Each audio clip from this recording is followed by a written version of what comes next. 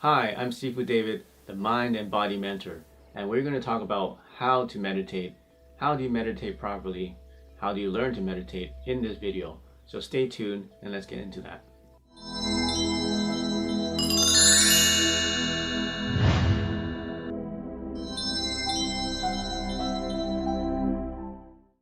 So I have been meditating since I was 10 years old. And back then I didn't even know that it was meditating. I was just doing it maybe because it was just a natural thing to do. You can call it similar to prayer. You can call it similar to imagination. But then I learned I was doing meditation since I was 10 years old. And it's only recently in the last few years that I've actually trained and studied how to meditate. But I think meditation is a very natural thing because we feel naturally we can feel forces beyond our person. We can feel forces beyond what we can see. So meditation helps us to connect with those forces in a natural way. So I've studied different types of meditation, qigong meditation for martial arts, yogic meditation, Merkaba meditation, heart meditation, lots of different kinds of meditation that involves different things. And I found things that really work well together from different disciplines and different religions or different kinds of practices. So I've narrowed down meditation into 3 different aspects. So the first aspect is light. The second aspect is sound. And the third aspect is motion. So first let's talk about light. What is light? Light is a frequency. And without light we cannot see.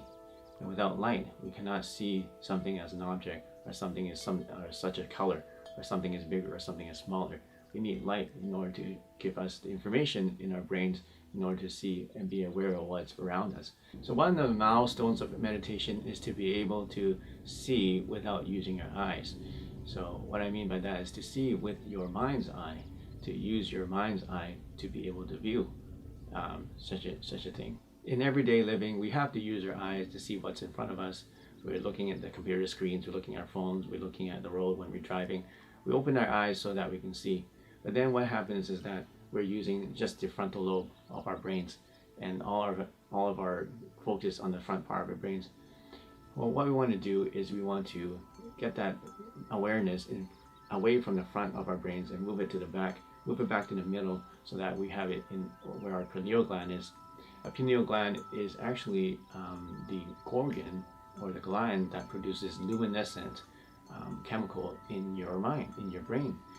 And the more you train and more you activate your pineal gland, also known as your third eye or awaken your third eye, the more light you'll be able to see when you close your eyes. For example, when I'm sleeping or when I'm meditating, I have my eye mask on, I turn all the lights off, and I'm seeing all this bright light inside of my mind, and I'm checking my eye masks and checking the lights, and the lights are all off, and the eye mask is nice and secure. There's no light leaking through. They're nice thick eye masks. It's at nighttime, but I close my eyes and I can see all this light, all these colors. So that's a good sign. My teacher tells me is that you're starting to activate your pineal gland, and you start to create this new luminescent chemical that is actually secreting from your pineal gland in your brain. These are real chemicals that come out of that gland in your brain. So that's one aspect of meditation, is being able to be aware of light, and not just the regular spectrum, rainbow spectrum of light that we see, but other spectrums of light and frequencies that we do not see. And the more you train it, for example, some people can see auras. For example, I'm not that good at it, but sometimes I can see auras in people. Sometimes they're darker auras or brighter auras or even different colors of auras in people or even objects or in your food or in plants or in animals. Everything has an aura. Everything has an electromagnetic field and gives off an aura.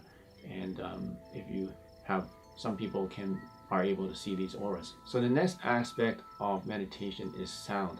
How do you use sound in order to increase your spiritual awareness?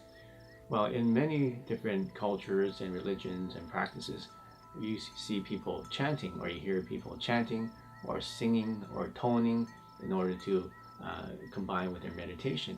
And what that does is it actually helps you to focus and concentrate and also helps you to get rid of all other thoughts. For example, if you just follow me right now, just go, oh.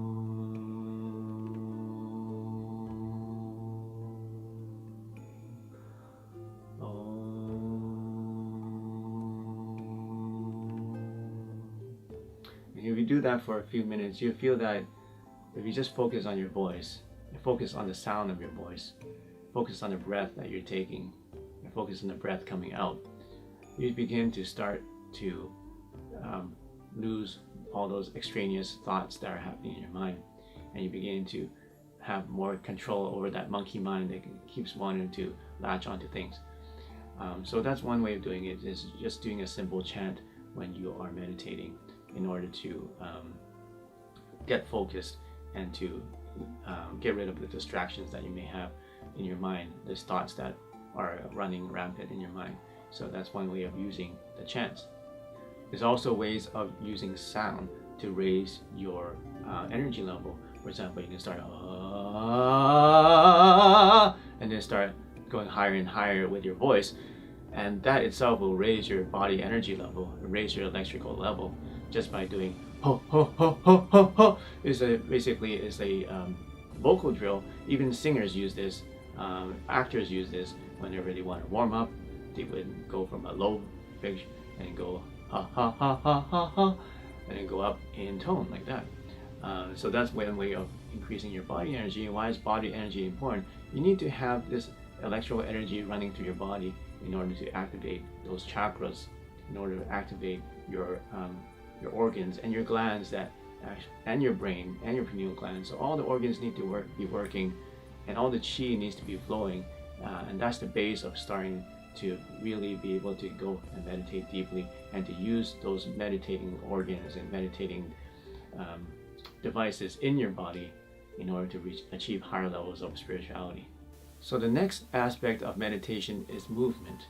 And by movement, there's more than one kind of movement. So most people would think of movement will be just the movement of the hands. And you can see this in Tai Chi, you can see this in Qigong, you can see this in Qigong, right? You can see the movement. But then that's just external movement. What other kinds of movement are there? There's also the movement of breath. Okay? Because when you're breathing in, you have the movement of air into your body, and then you also have the movement of air out of your body. So that's also movement. And there's also another kind of movement that's very hard to see, and you probably won't even see. It's the movement of your consciousness throughout your body, and the movement of your electromagnetic pulses through your body. So if you study Qigong and you practice for a long time, you start to feel sensations through your body. For example, you can feel the heat in your hands. You can feel tingling in your hands. You can feel heat throughout your body. You can feel tingling sensations through your body, similar to Kundalini energy in the Kundalini yoga. You can feel the energies going up your spine, up your entire spine, up the back of your head and such. So that you can train over time, and that's movement that you can feel inside of your body, and that's movement that's not even visible.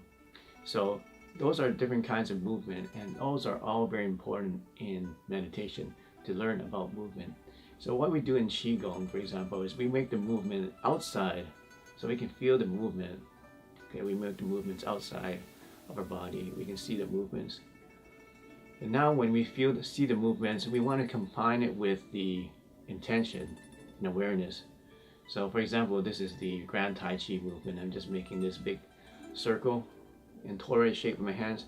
And as I'm bringing it down, I'm using my fingers to guide the energy, and then change the awareness of where my energy is, wherever my hands move.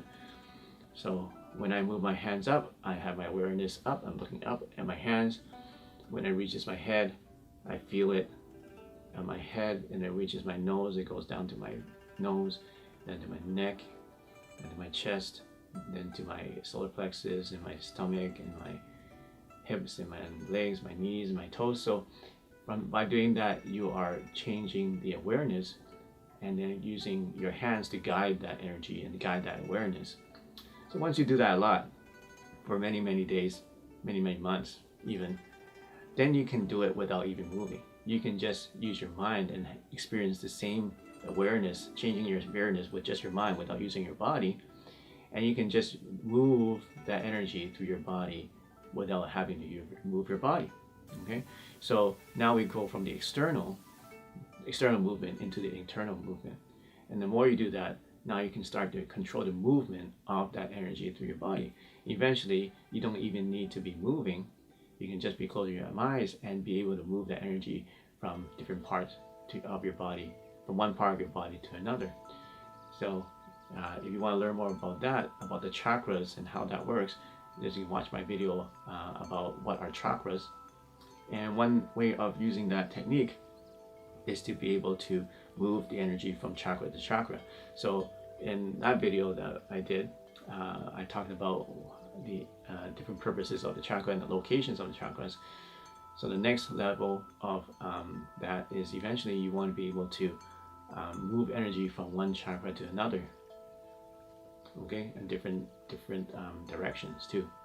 All right, so that's one major aspect of meditation is movement, being able to feel the energies and be able to manipulate those energies throughout your body and throughout your mind, inside of your body.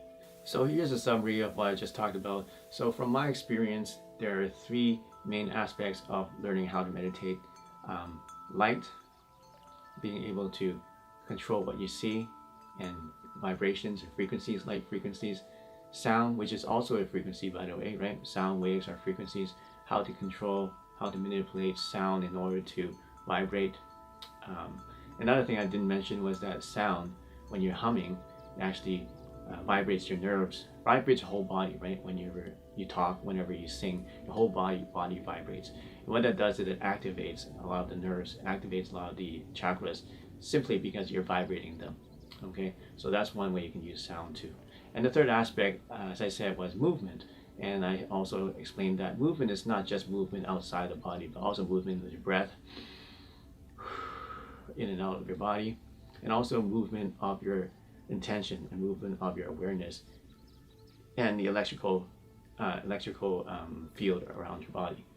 And later, in higher level practices, you'll be able to move the electrical fields outside of your body too, which I haven't been able to do yet, but one day I will be able to. So I hope you enjoyed this video. You probably have a lot of different questions about how to meditate. This is just an overview, and if you want to learn more about how to meditate, please like this video, make a comment, tell me what you want to learn about, tell me what you think, what are your thoughts about this, and share this with your friends, and subscribe to this channel to get more lessons on science and technology and meditation and spirituality, all combined into one. So we'll see you soon in the next lesson. And yes, we're giving away these free DVDs, Ancient Qigong Secrets for Mind and Body.